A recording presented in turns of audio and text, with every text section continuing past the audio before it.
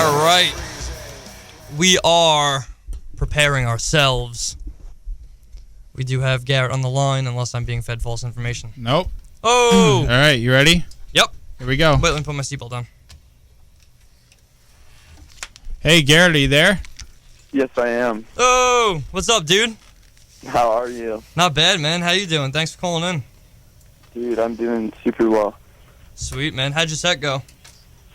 It was fun, you know. I really, really like everyone I meet in Omaha. They're just all so sweet, and the show was really fun. That's awesome. Yeah, I'm just thinking back to seeing you guys at Planet Trog. What was that? When was that? End of May? Was that in November, or was that in May? I think it was The most recent one with Yeah. Texas. It was like May 17th May. or something. Yeah, that was really fun. Yeah, that was killer, dude. So we hope everything's been well with you. And yeah, again, thanks for calling in and Dude, spending thanks some for time. having us, man. Yeah, man, definitely our pleasure. For anyone who doesn't know of you guys or who you are, if you could just kind of introduce yourself and say what you do. Yeah, my name is Garrett Russell, and I write words and holler them in a band called Silent Planet. And holler them well. Thank you. That's awesome. Can you talk a little bit about maybe like the history of the band, how you guys kind of got started, what the deal with that is? Yeah, in 2009, I was really bored in college and started a band with a dude who just got kicked out of Askin Alexandria, actually, and another dude who just left a band called Casino Madrid. And so we wrote some music, and it was really terrible, and everyone quit, because that's usually how it goes. Yeah. And then I found some more people, then everyone quit, and someone went to jail, and I was pretty bummed. Mm-hmm. Then I met this young person who just graduated high school, and I invited him to come make music with me in Los Angeles, so he just moved out on a whim, and secretly lived in my apartment housing that I got for free because I was an RA in college. Right. And my job was to make sure that people that didn't go to the school didn't live there, and funny enough, he didn't go to school. So I pretty much just used the system that I was keeping up, like a big fat hypocrite that I am. And yeah, we kind of built the band from in there, and started finding people, and kind of hit the road about 2 years ago. And that's we started touring a lot like 2 years ago, and now we're here. Awesome. That's actually really funny. That's great.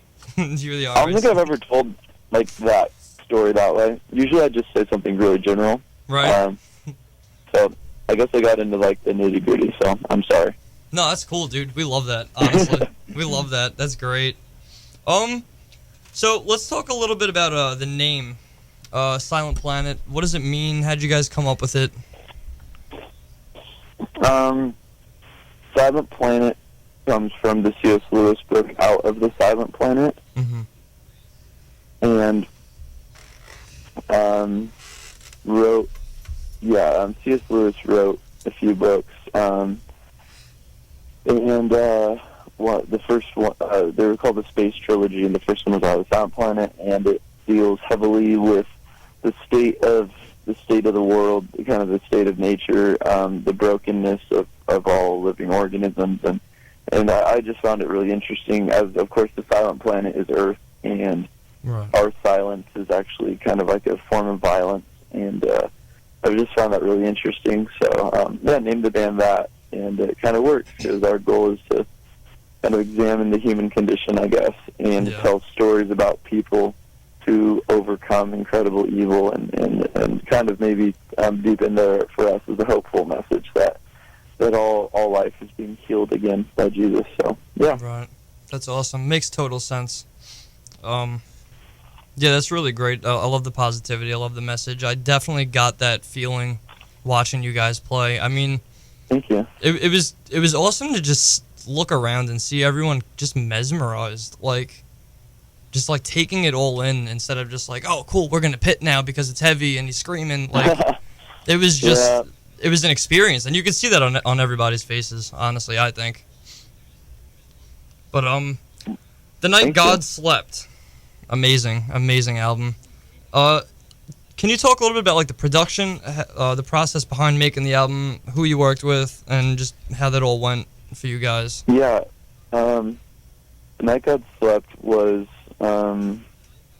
written over a long period of time, kind of going back to 2011, when we recorded, when we wrote, and then in January of 2012 released a song called Tiny Hands, and so sort of just started making songs and trying to tour, and it wasn't really till,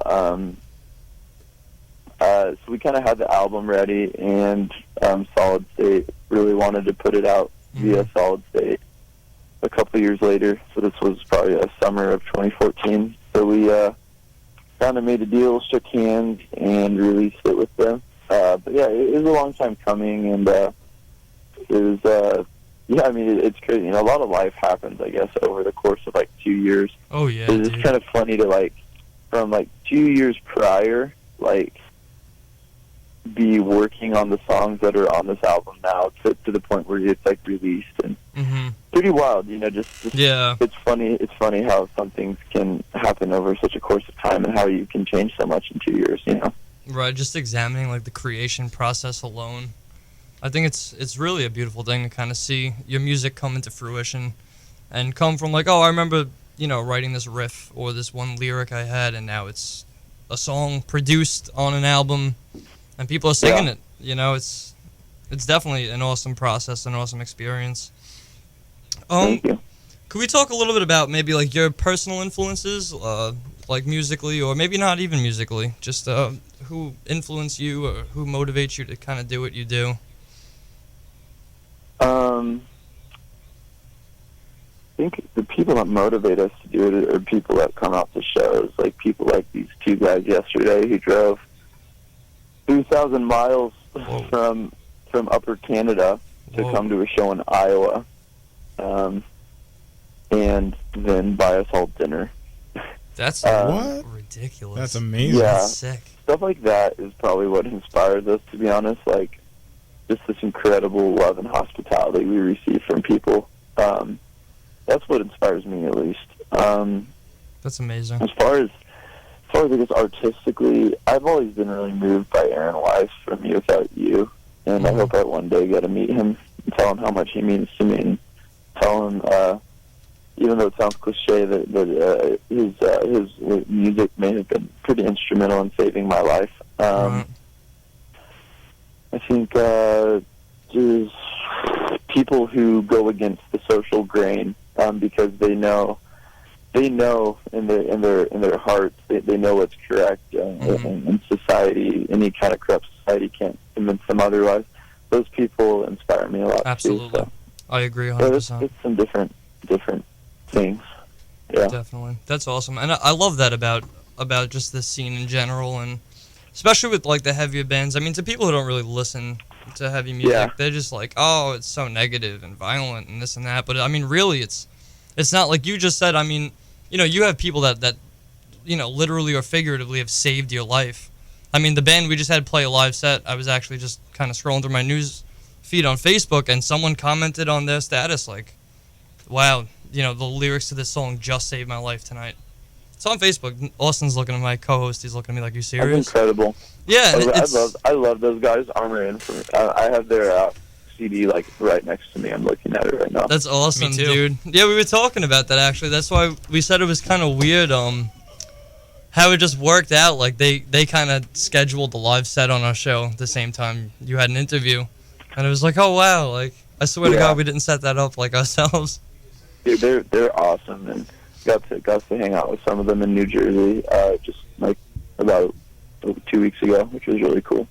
Yeah, they were just talking about that and stuff, and they were like, oh, I'm so pumped you're talking to Garrett tonight. What? That's awesome, man.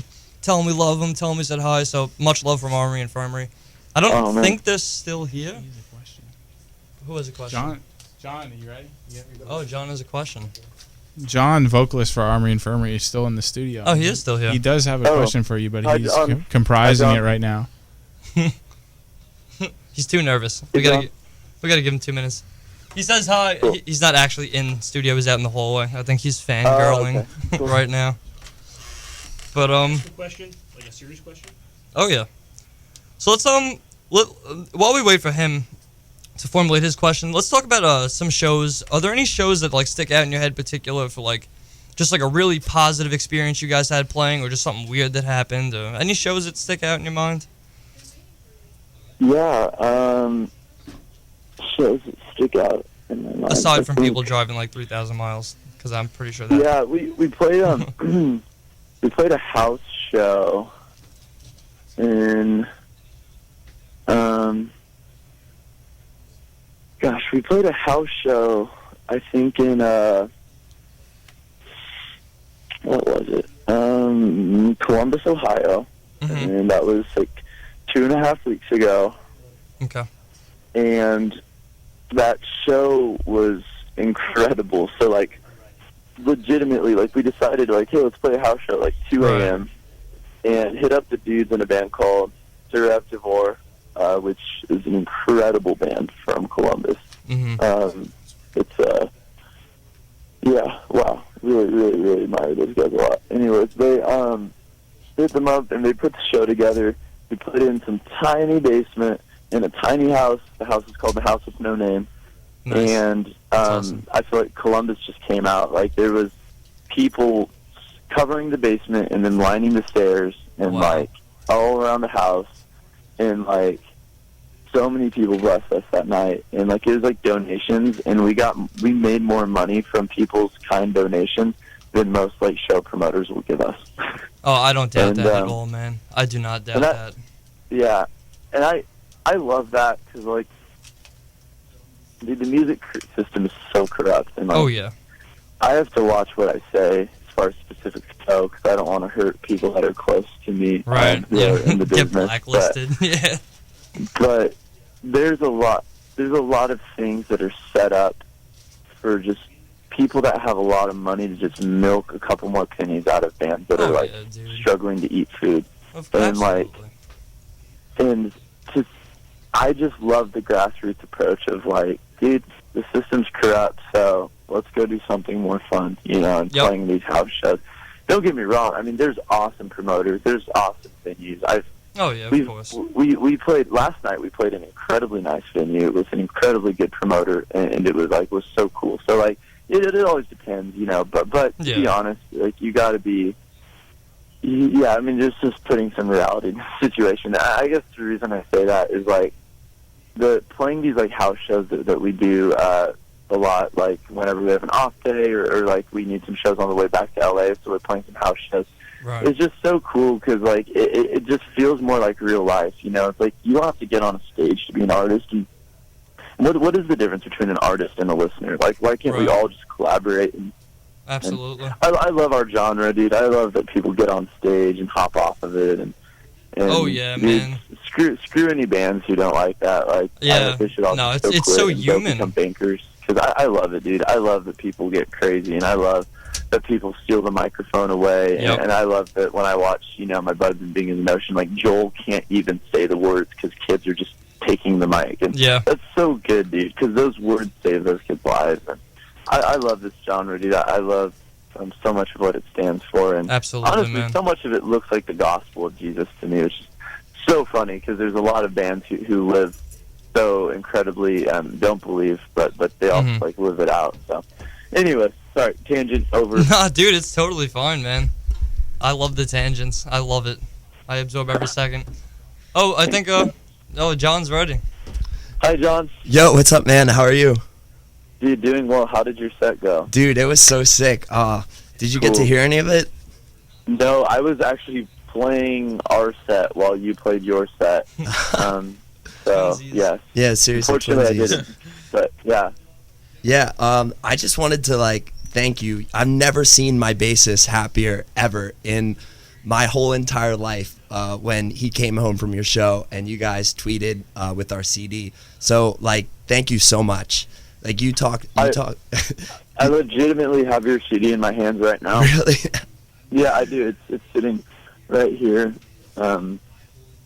To show you proof of it, but it's called Live Again. Yep. It's awesome.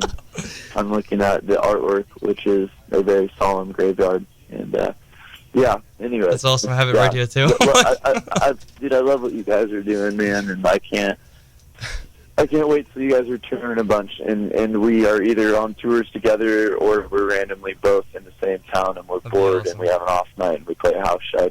I can't wait to see you guys a lot on the circuit of touring. Right. Or maybe do a live set on Warp Metal Wednesday. What? I don't know. What? Dude, Who is that? Yeah, that would be really awesome. I'd love to. That would be awesome, man. That's so cool. I can't believe you guys got scheduled in the same night. This is awesome. Yeah, it's crazy to me. And I saw that tweet on Twitter. Armory Infirmary and Silent Planet with Gideon headliner. You never know. Ooh. Dude, right? You never know, man. You never know. Well, dude, who knows? I mean, as far as I'm concerned, we've already done like 2 months of touring with Gideon, and then we have another tour that gets announced. That's with Gideon. Yeah. For another month. So the joke is we're pretty much Gideon's like soulmate. We're pretty much Gideon's like roadies or something. Right. They're awesome, dude. Yo, well, you guys talked about like these kids that come to your shows and you have an impact on their lives, and easily you've had a crazy impact on our lives. When they asked us who our influence is, where I went, cough cough, Silent Planet. It's true. You did. Very true. It was very true. And I literally can't stop. When I thought, about you guys, when they asked that question, Native Blood came to mind. I literally can't stop listening to that.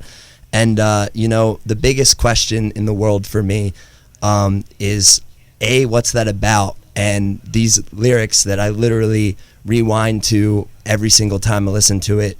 You built your father's house over my mother's grave. Yeah. Can you just talk to me a little bit about what the song means and those lyrics specifically? Yeah, dude, of course. Native Blood was a really kind of important song for me to write, something I'd want to write for a long time. I think there's a silent sort of genocide that occurred towards the Native American people of this country, and it kind of hits me. It hit me tonight. I said this on stage. Like, I'm in Omaha, Nebraska.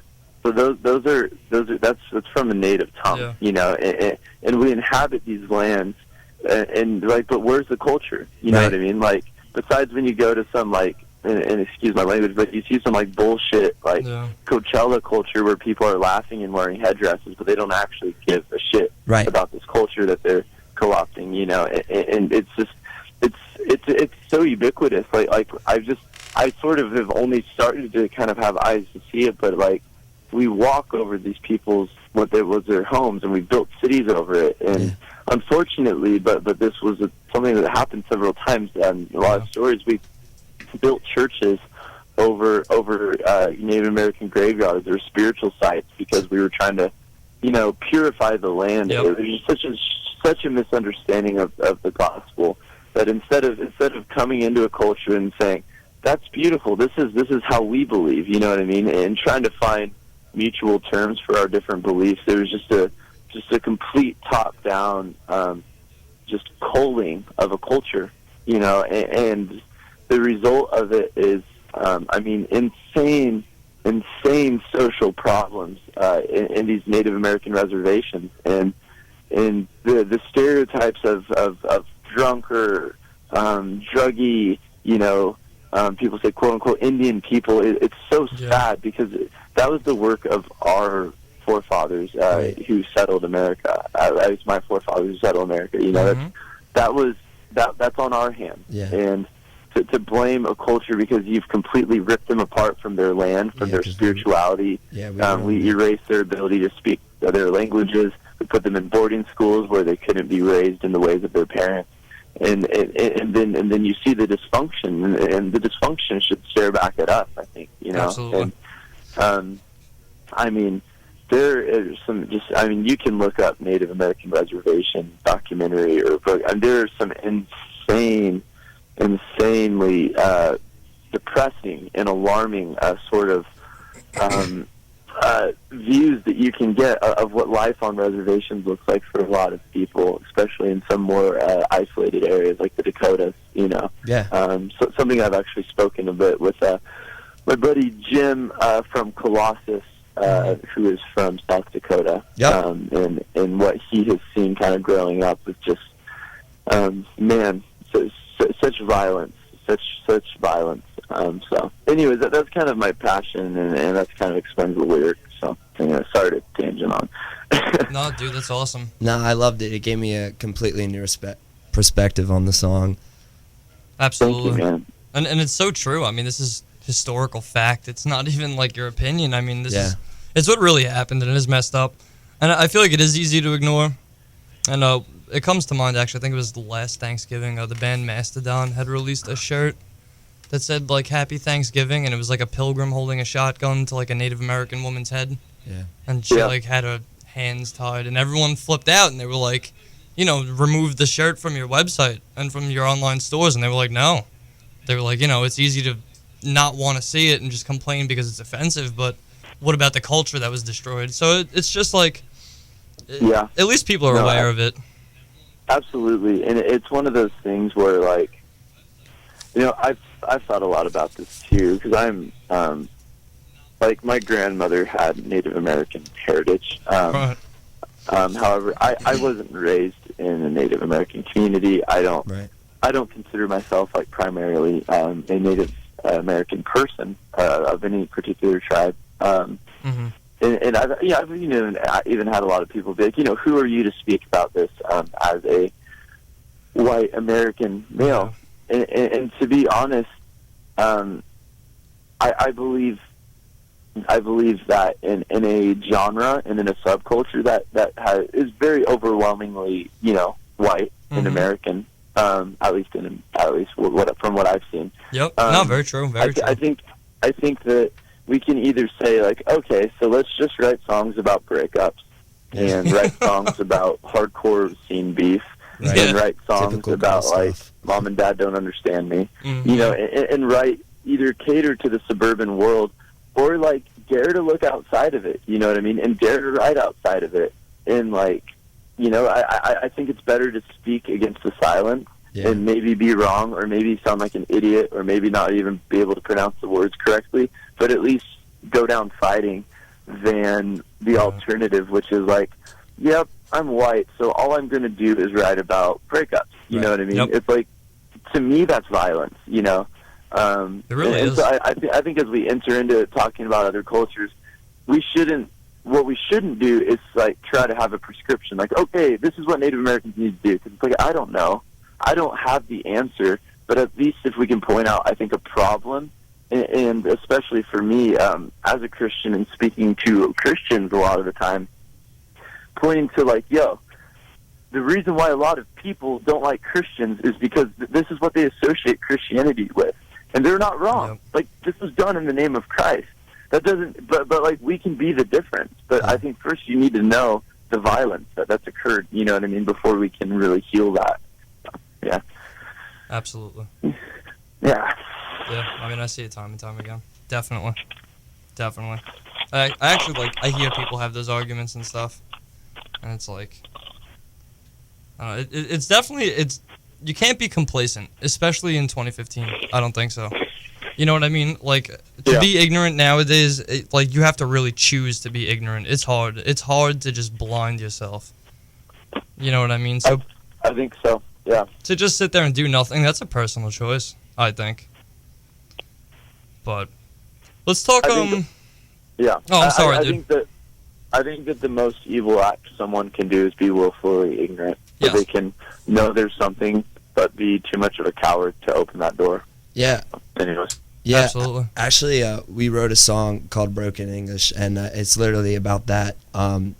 Just if we're not talking about what's going on in our culture, in the world, and what we see on the news, then no one will. The more we talk about, the more awareness we're going to bring to it. So I just think it's crazy that the Native Blood's about that, because our Broken English is very similar, into the fact that That's awesome. we're blind. Wow, that makes me really happy that you guys are doing that. There's a band that's doing that, because, man, yeah, it's I'm excited to listen to it again now that I'm looking at it right now. Second to last track on your album. Yep.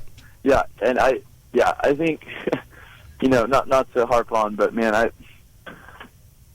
if I'm being honest, I mean, and there's something I've said before to bands, and I don't mean to sound offensive, but I don't find your breakups very compelling. Yeah. No. No doubt, like, people go through pain, and they need to reach out, and they need to talk about it, and that's important. But man, like, okay, maybe write a song about a breakup. Cool. Now what? You know what I mean? Are you gonna write again about the breakup? Right. Are you gonna write about, like, man, we're so much better, or no one understands us, or like, people, like, bands being like, man, we're the underdogs, like, we, no one used to like our music.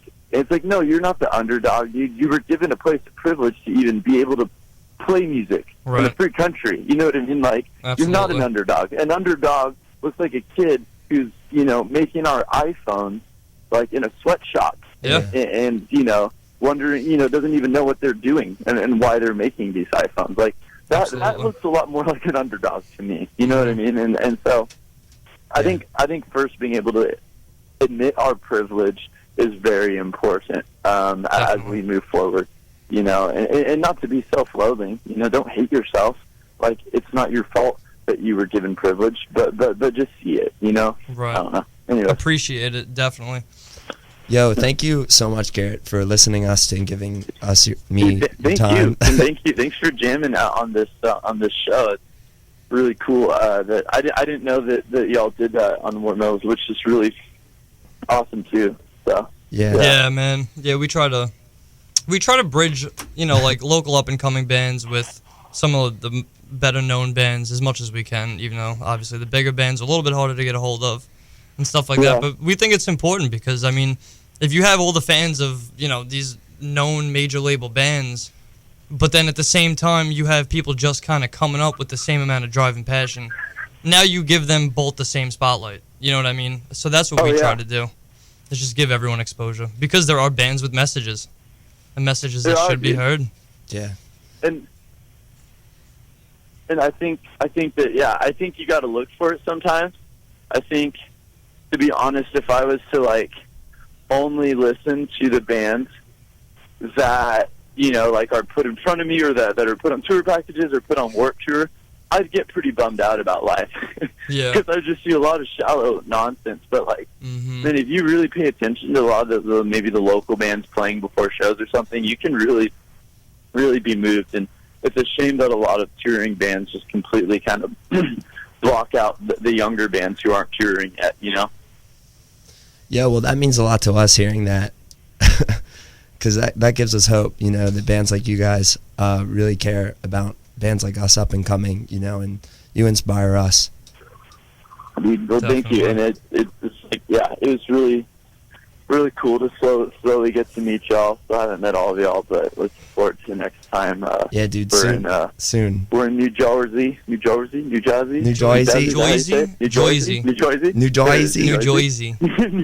Jersey Shore. Those are my neighbors. Also, to warn you on the interview, if I can, I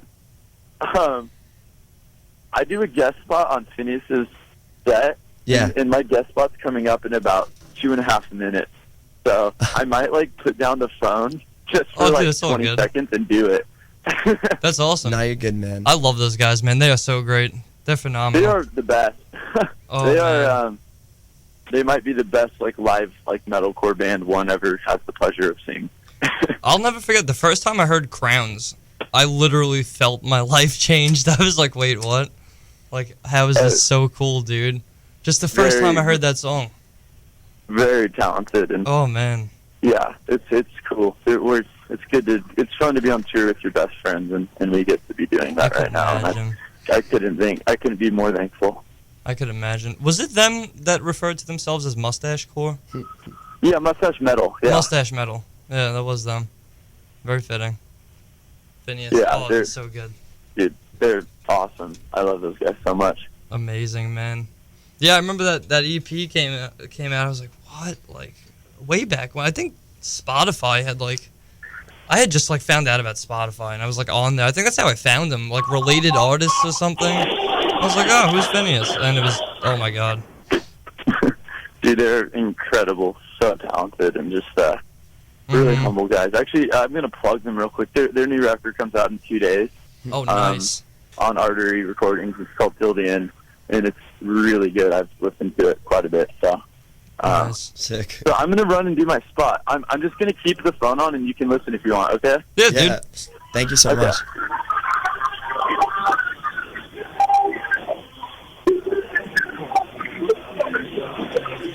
It's wonderful sound quality.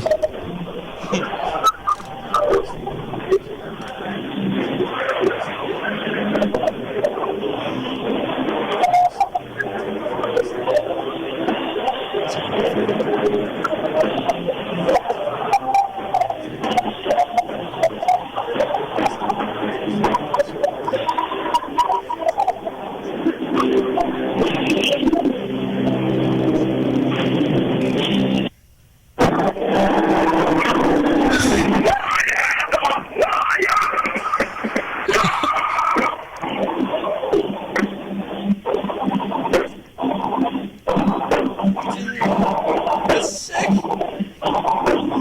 That's awesome. He's doing dance Garrett from Silent Planet.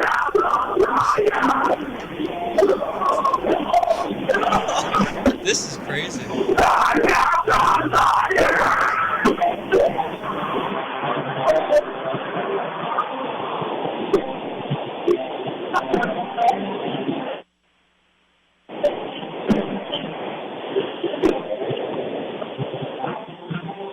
Hey, so anyway, that was Yeah, that was unreal. That was the awesome. end of the Phineas set in the part.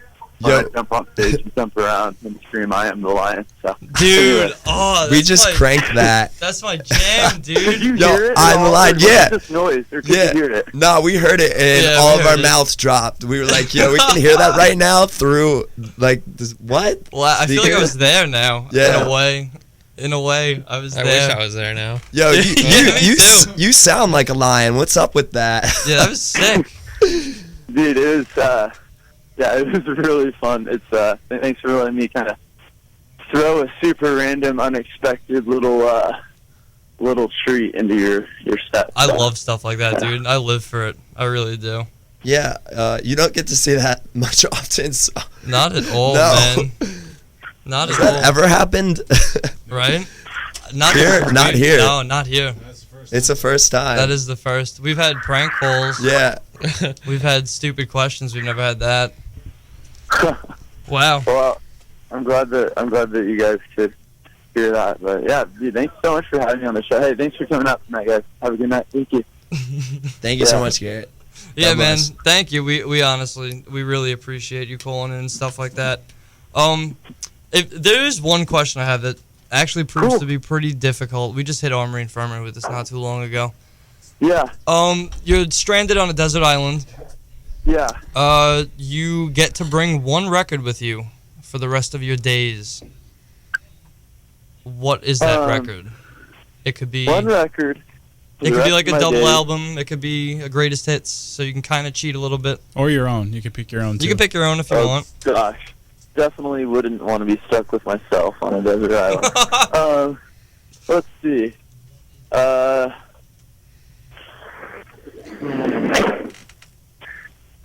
I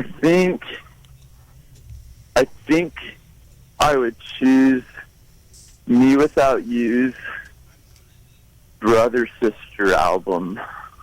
Sweet. That's Yeah. pretty easy. The other one might be actually also Me Without You's Catch for the Foxes album. If I could somehow put that on the same CD, that would be great. But that's probably what I would choose. I think the lyrical sort of. I think the lyrical sort of complexity and the storytelling, and also the music and how it all comes together, is pretty unprecedented. I feel like, and something that is very worshipful that I wouldn't mind kind of being stuck with. So, yeah, that would be the one. That's awesome. Yeah, I'll take that either or. Just because you gave him pretty quick. We have one last question actually. Cool. A good friend of mine.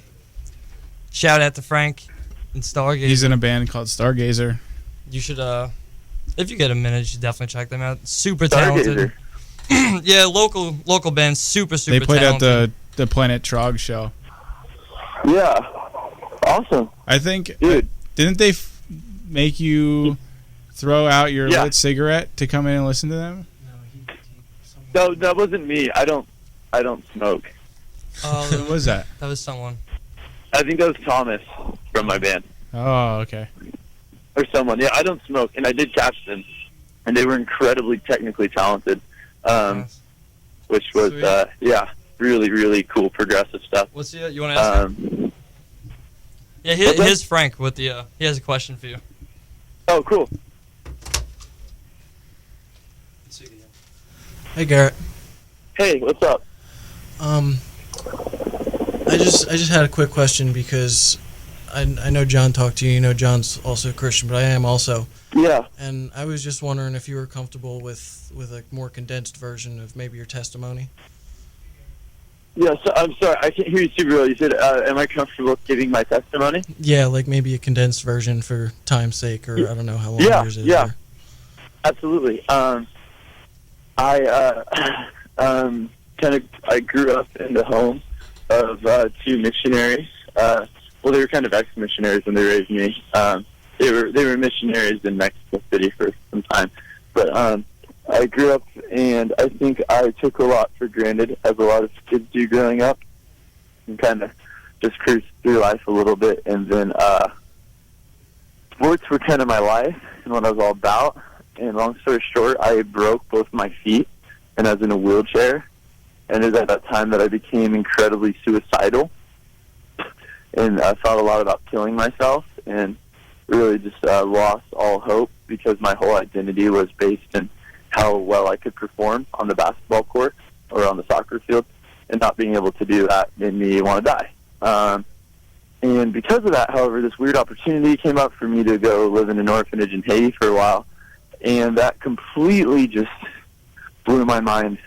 Living amidst incredible poverty and seeing people try to pull together just to eat food and try to live for one more day really kind of shaped me and made me realize that I have a gift of a life, and I can use it to either try to make the world a little better and try to help people suffering, or I don't know. And I don't think that Jesus or God or any of that really ever mattered to me on a substantial level until I witnessed that. Because before that, I think I just kind of thought of God as, like, I had a very bifurcated world of just kind of like my physical, reality, and then like, saying like there's a God in the spiritual realm.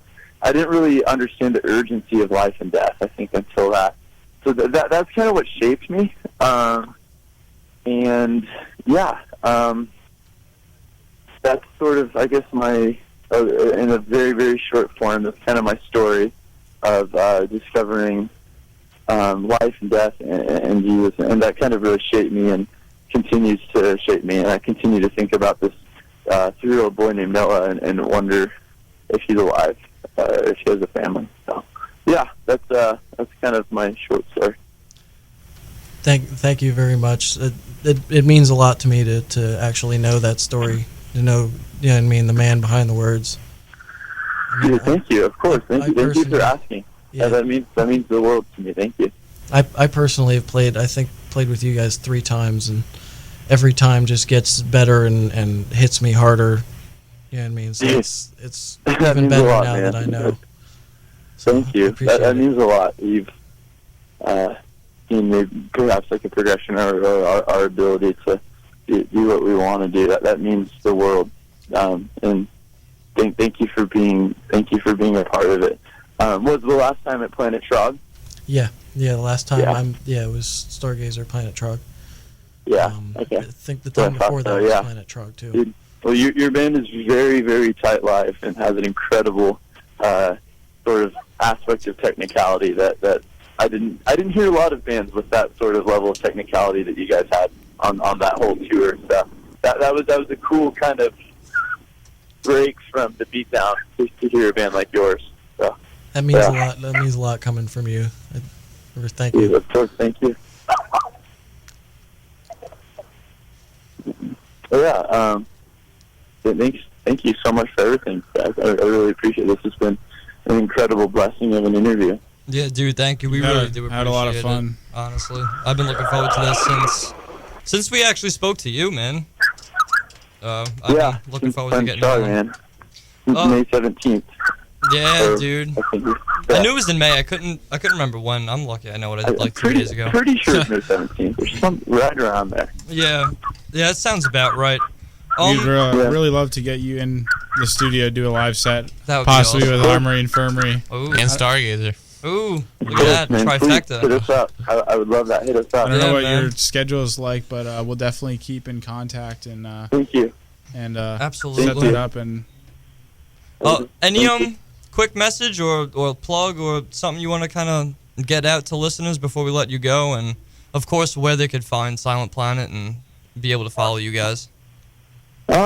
I guess all I'm going to say is I love you. Thank you so much for being home, for being family to a bunch of dudes that are homeless and don't really know where to go. And thank you for making our life possible. I hope that we can give something of value back to you, and I hope that we can learn how to serve you as best we can. So thank you. I love you too. Seriously, Love you. man, we really do. Garrett, thank you so much. Thank you. Sincerely, thank you so much. I'm going to go hug some people Definitely. that came out to the show, and I'll talk to you guys Yeah, soon. man, go do your thing. Yeah, Be sounds safe good. on the road. Guys, check Thank you. out Silent Planet if you have not already. You need to know what you're missing out on. Thank you. Blessings on y'all. Inshallah. Thank you. Absolutely, man. Take care. take care, Garrett. I See ya. I want to jump into a Silent Planet song.